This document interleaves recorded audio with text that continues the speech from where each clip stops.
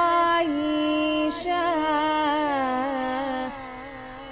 कर्तव्यं देवमानिकम्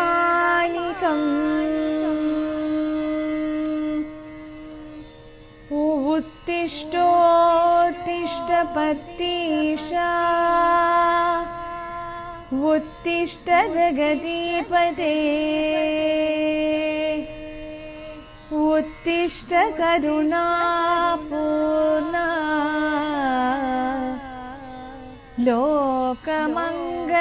लोकमङ्गलसिद्धये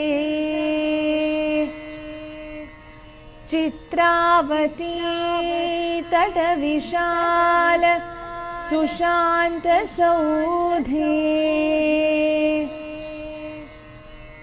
तिष्ठन्ति सेवकजना स्तव दर्शनार्थम्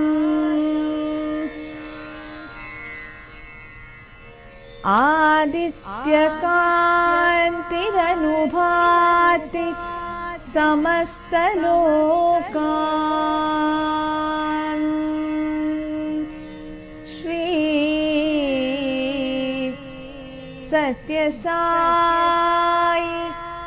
भगवन् तव सुप्रभातम्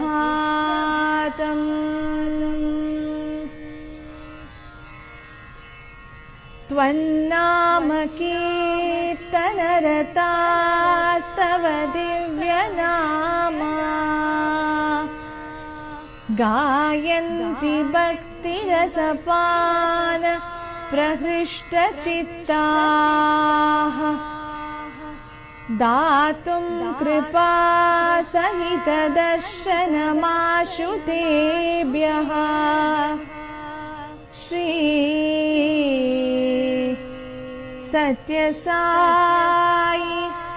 भगवन् तव सुप्रभातम्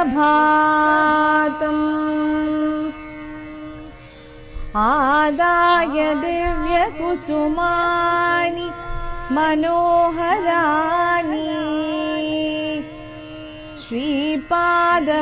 श्रीपादपूजनविधिं भवदङ्घ्रिमूले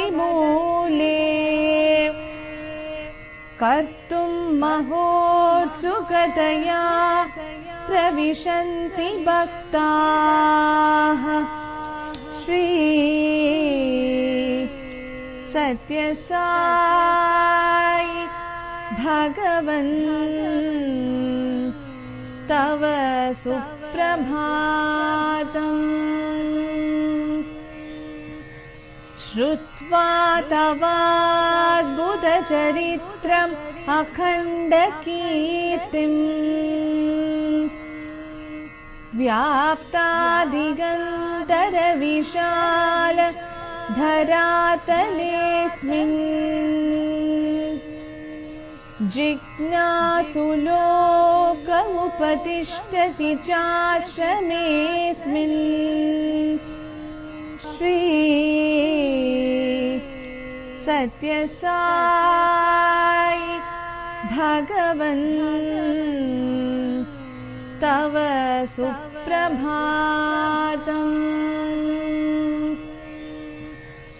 सीता सती समविशुद्ध हृतम्बुजाताः बह्वङ्गना करगृहीत सुपुष्पहाराः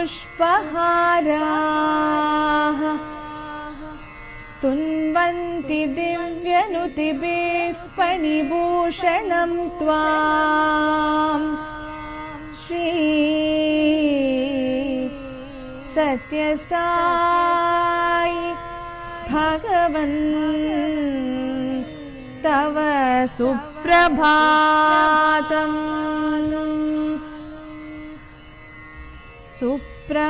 सुप्रभातमिदं पुण्यं ये पठन्ति दिने दिने ते विशन्ति परं धाम ज्ञानविज्ञानशोभिता मङ्गलं गुरुदेवाय मङ्गलं ज्ञानदायिने मङ्गलं पर्तिवासाय मङ्गलं सत्यसायिने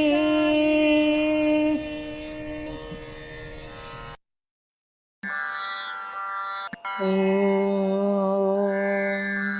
श्रीगुरुभ्यो नमः। हरिः ॐ।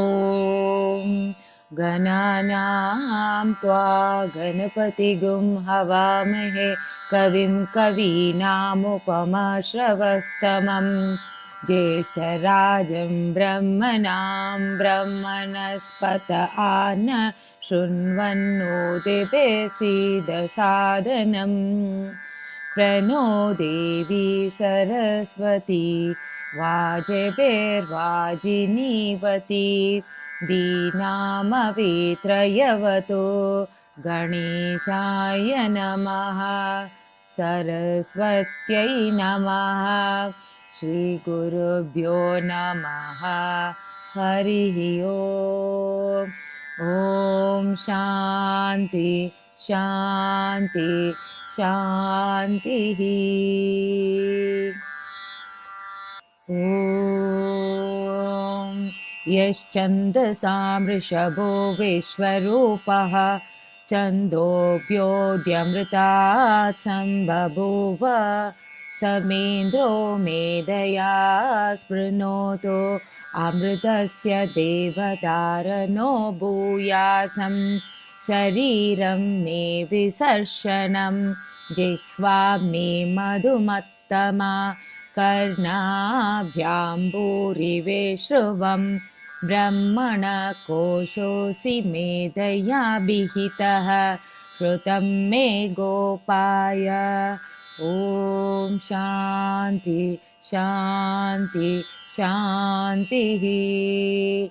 ॐ मेधादेवी जुषमाना न आगात् विश्वासि भद्रा सुमनस्यमाना त्वया जुष्टानुदमाना दुरुक्तान् बृहत्पदेम विदते सुवीराः त्वया जुष्टऋषिर्भवति देवी त्वया ब्रह्मागतश्रीरुतत्वया त्वया जुष्टचित्रं विन्दते वसुसानो जुषस्वद्रविणो न मेदे मेधां मयीन्द्रो ददातु मेधां देवी सरस्वती नेतां मे अश्विना उपावादत्तां पुष्करस्रजा अप्सरासु च या मेधा गन्धर्वेषु च यन्मनः देवी मेधा सरस्वती सा मां मेधा सुरभिर्जुषदागुं स्वाहा आमां मेधा सुरभिर्विश्वरूपा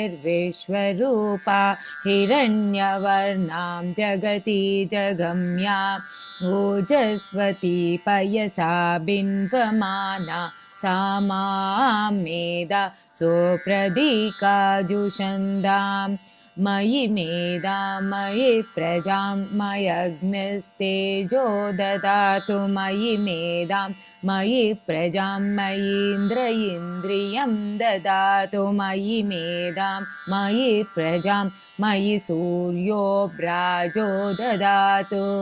ॐ हंसाय विद्महे परमहंसाय धीमहि तन्नो हंसः प्रचोदयात्। ॐ शान्ति शान्ति शान्तिः। ॐ श्रीगुरुभ्यो नमः हरिः ॐ। गणानां त्वा गणपतिगुं हवामहे कविं कवीनामुपमश्रवस्तमं ज्येष्ठराजं ब्रह्मणां ब्रह्मणस्पत आन शृण्वन्नोतिभिः प्रणो देवी सरस्वती वाजभिर्वाजिनीवती दीनामवित्रयवतो गणेशाय नमः सरस्वत्यै नमः श्रीगुरुभ्यो नमः हरिः ओम् ॐ शान्ति शान्ति शान्तिः ॐ यश्चन्दसां वृषभो विश्वरूपः छन्दोऽभ्योऽद्यमृतात् सम्बभूव समेन्द्रो मेधया स्पृणोतु अमृतस्य देवतारनो भूयासं शरीरं मे विसर्शनं जिह्वा मे मधुमत्तमा कर्णाभ्याम्बूरिवेश्रुवं ब्रह्मणकोशोऽसि मेधया विहितः श्रुतं मे गोपाय ॐ शान्ति शान्ति शान्तिः ॐ मेधादेवी जुषमाना न आगात् विश्वासि भद्रा सुमनस्यमाना त्वया जुष्टानुदमाना दुरुक्तान् बृहत्पदेमविदते सुवीराः त्वया जुष्टऋषिर्भवति देवी त्वया ब्रह्मागतः श्रीरुतत्वया त्वया जुष्टचित्रं विन्दते वसुसानो जुषस्वद्रविणो न मेदे मेधां मयीन्द्रो ददातु मेधां देवी सरस्वती नेतां मे अश्विना उपावादत्तां पुष्करस्रजा अप्सरासु च या मेधा गन्धर्वेषु च यन्मनः देवी मेधा सरस्वती सा मां मेधा सुरभिर्जुषदागुं स्वाहा आमां मेधा सुरभिर्विश्वरूपा हिरण्यवर्णां जगति जगम्या ओजस्वती पयसा बिन्वमाना सा मां मेधा सुप्रदीका जुषन्दां मयि मेधा मयि प्रजां मयग्निस्तेजो ददातु मयि मेधां मयि प्रजां मयीन्द्र इन्द्रियं ददातु मयि मेधां मयि प्रजां मयि सूर्यो भ्राजो ददातु ॐ हंसाय विद्महे परमहंसाय धीमहि तन्नो हंसः प्रचोदयात् ॐ शान्ति शान्ति शान्तिः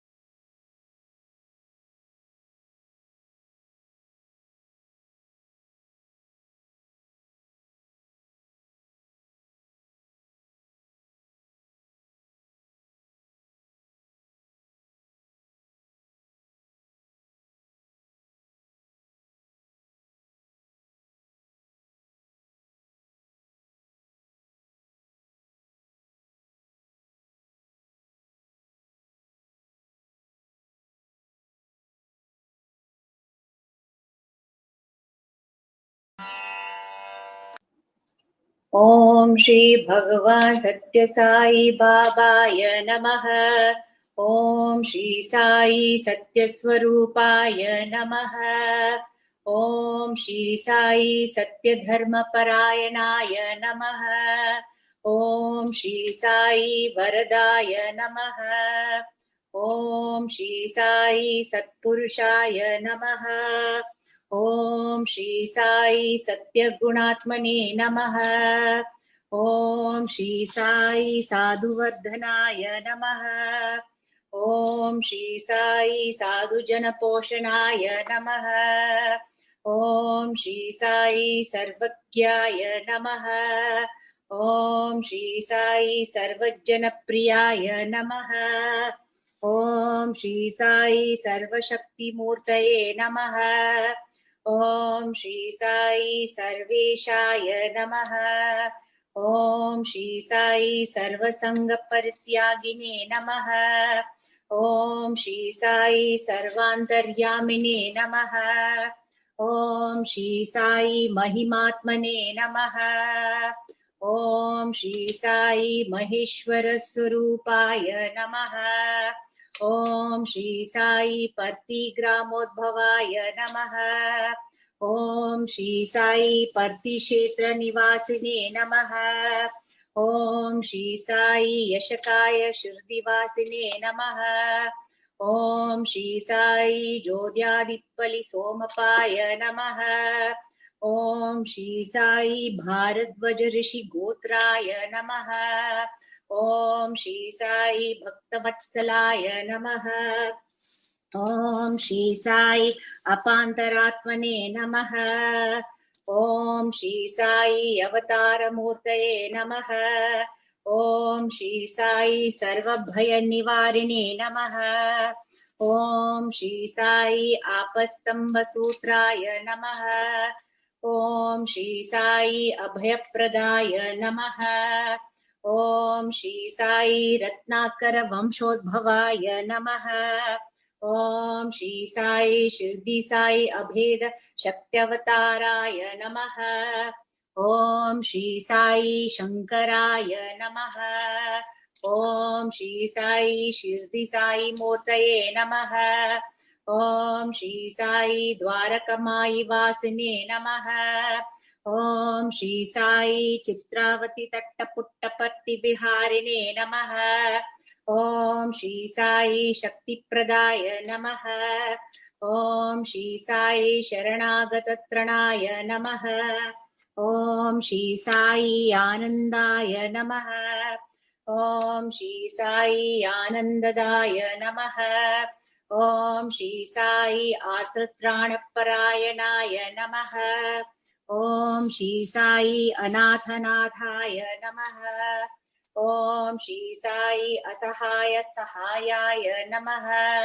ॐ श्री साई लोकबन्धवाय नमः।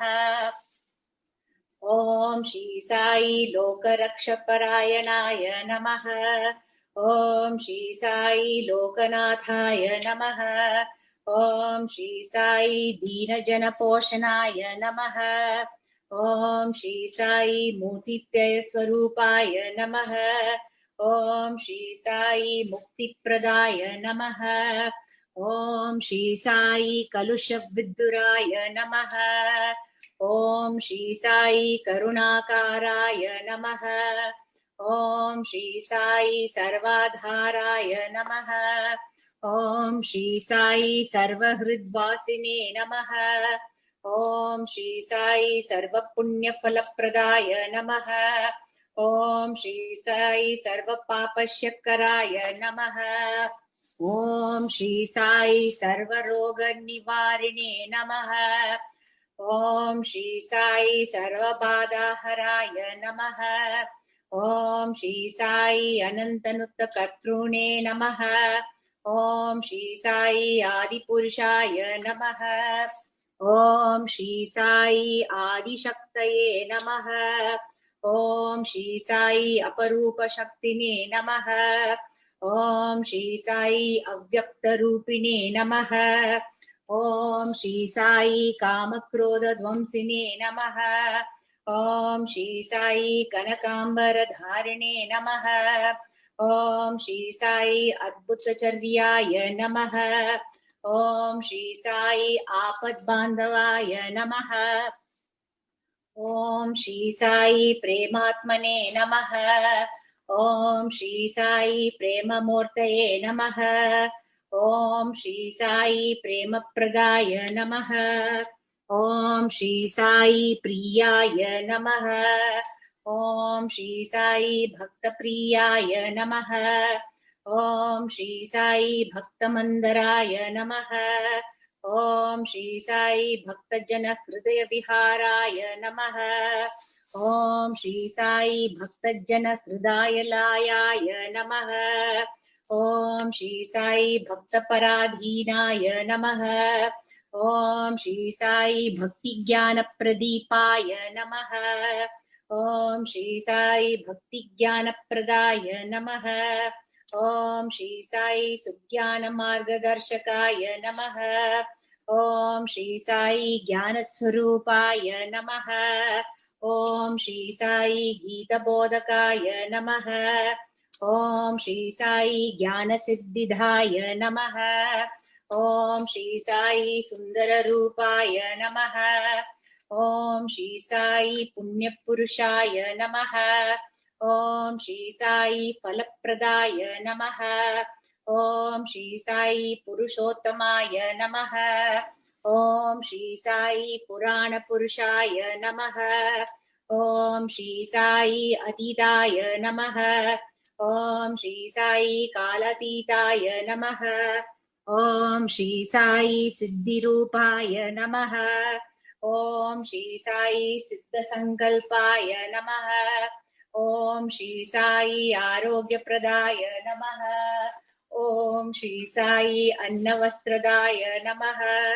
ॐ श्री साई संसारदुःखशकराय नमः। ॐ श्री साई सर्वाभीष्टप्रदाय नमः। ॐ श्री साई कल्याणगुणाय नमः। ॐ श्री साई कर्मध्वंसिने नमः। ॐ श्री साई साधुमनसशोभिताय नमः। ॐ श्री साई सर्वमातसम्मताय नमः। ॐ श्री साई साधुमनसपरिशोधकाय नमः। ॐ श्री साई साधकानुग्रहवत वृक्षप्रतिष्ठपकाय नमः।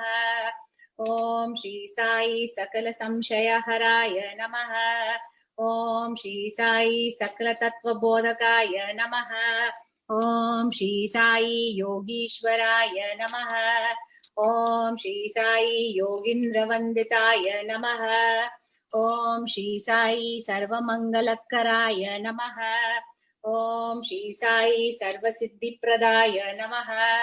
ॐ श्री साई आपन्निवारिणे नमः। ॐ श्री साई आतिहराय नमः। ॐ श्री साई शान्तमूर्तये नमः। ॐ श्री साई सुलभप्रसन्नाय नमः। ॐ श्री साई भगवान् श्री सत्यसाई बाबाय नमः।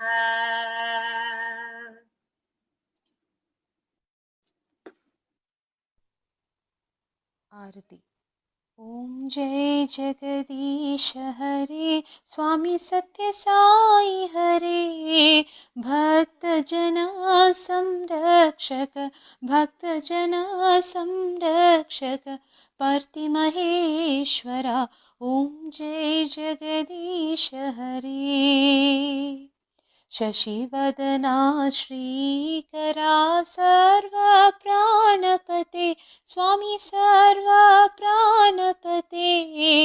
आश्रितकल्पलतिका आश्रितकल्पलतिका आपद्बान्धवा ॐ जय जगदीश हरे माता-पिता गुरुदेवमु मरियंदयु नीवे स्वामी मरियंदयु नीवे नाद ब्रह्म जगन्नाथा नाद ब्रह्म जगन्नाथा नागेन्द्र शयना ओम जय जगदीश हरे ओंकार रूप ओजस्वी ओ साई महादेवा सत्य साई महादेवा मंगल आरती अंदुको मंगल आरती अंदुको मंतर गिरिधारी ओम जय जगदीश हरे नारायण नारायण ॐ सत्यनारायण नारायण नारायण ॐ नारायण नारायण ॐ सत्यनारायण नारायण ॐ सत्यनारायण नारायण ॐ जय सद्गुरुदेवा नारायण नारायण ॐ सत्यनारायण नारायण नारायण ॐ नारायण नारायण ॐ सत्यनारायण नारायण ॐ सत्यनारायण नारायण ॐ जय सद्गुरुदेवा नारायण नारायण ॐ सत्यनारायण नारायण नारायण ॐ नारायण नारायण ॐ सत्यनारायण नारायण ॐ सत्यनारायण नारायण ॐ जय सद्गुरुदेवा ॐ शान्ति शान्ति शान्तिः समस्तलोकाः सुखिनो भवन्तु समस्तलोकाः सुखिनो भवन्तु समस्तलोकाः सुखिनो भवन्तु जय बोलो भगवान श्री सत्य साई बाबा जी की जय।